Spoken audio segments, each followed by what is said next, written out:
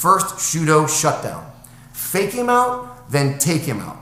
If I don't know what he's going to do, then what I'm going to start doing is staying at range and throw a fake or an uncommitted punch. If I see that he's trying to catch my hand and he's chasing it around, good. I'm going to let him keep doing that. I'm going to say, hey, Karate Kid, look up here, and then kick him down there. Now, to be fair, Jesse Sensei did say that to make this work, you have to be fast. But I'm old. I'm not fast. I need to be smart. That's what good Kung Fu is all about. So Shudo shutdown number 1, fake him out, then take him out. Shudo shutdown number 2, punches in bunches. Again, only an idiot is going to punch and fight with one arm. The only time I would do that might be if I'm drunk. Ugh. Even a zombie fights with 2 hands, right? If I'm throwing a number 1, there's going to be a number 2. It may not be a punch, but it's going to be something. Now, Jesse Sensei points out that when he deflects the punch, he's buying time to get that second hand inside. Well, there's a problem with that. I don't think you can buy that much time. It's a simple game of initiation. At this range, if I start my number 1, you start your number 1 right after. So now I'm starting my number 2, I'm ahead of your number 2. The timing here doesn't really matter whether he does this as a 1, 2, 3, 1, 2, 3, my 2 is going to beat the 3. Even if he's pretty spunky and he makes it a 1, 2, my 1, 2 is already starting before his 2. It's a simple matter of timing. Now sure, at a farther away range, you could probably get away with parrying and deflecting and big blocks. But in my experience, the closer you get, offense beats defense. Initiation beats reaction. So, Shudo shutdown number 2.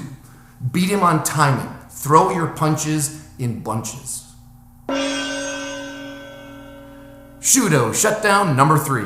Go with the flow. In his video, Jesse Sensei does a beautiful job of demonstrating a sword hand strike. But he doesn't have time to talk about the secret to really making it work. I'm going to talk about that secret and then tell you how to beat it.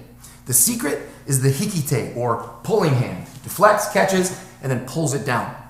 A good hikite does 3 important things. As he pulls me down, 1, it shifts my weight to the front foot so I'm not able to move around.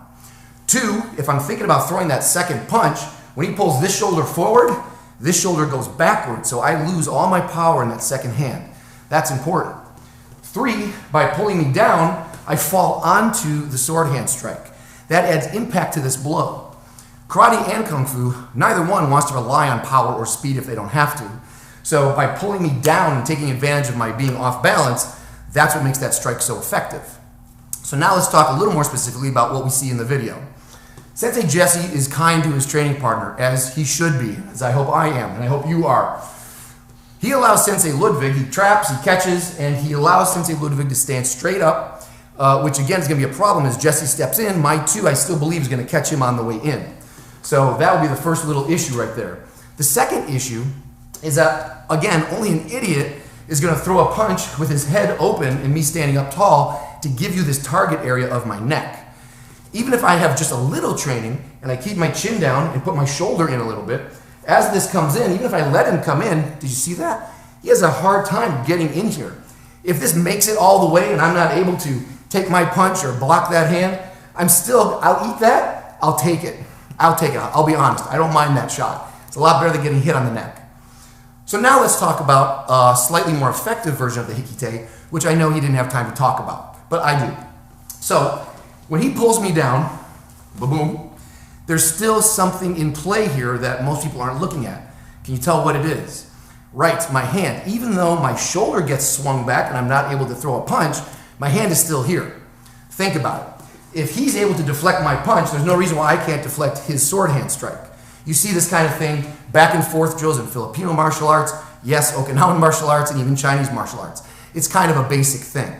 So, following the old rule of push when pulled or pull when pushed, when he takes that good hikite and slams me in here, I've already checked this arm. And now I have a bonus. Let me turn around a little bit here. Look what happened. That hikite is actually him putting my hand on his hip. If I'm a grappler, I'm looking for a takedown, that's exactly what I wanted. I'm already here and I have an open path to close that distance, to push when pulled, and turn that into a double leg takedown. But since I'm in more of a Kung Fu mood right now, I'm down, I'm checking that arm, I can step around, grab the head for an easy takedown.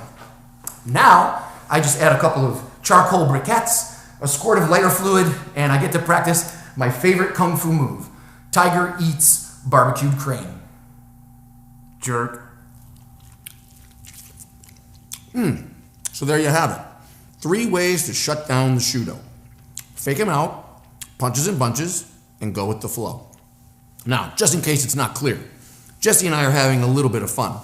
We both know that any technique can work if you make it work. The secret is you, not your style. So train hard and keep an open mind. We can all learn from each other. For more world-class information on karate, make sure you check out karatebyjesse.com, and please go subscribe to Jesse's YouTube channel. I'll put the links below. Until next time, let's keep it friendly and keep fighting for a happy life.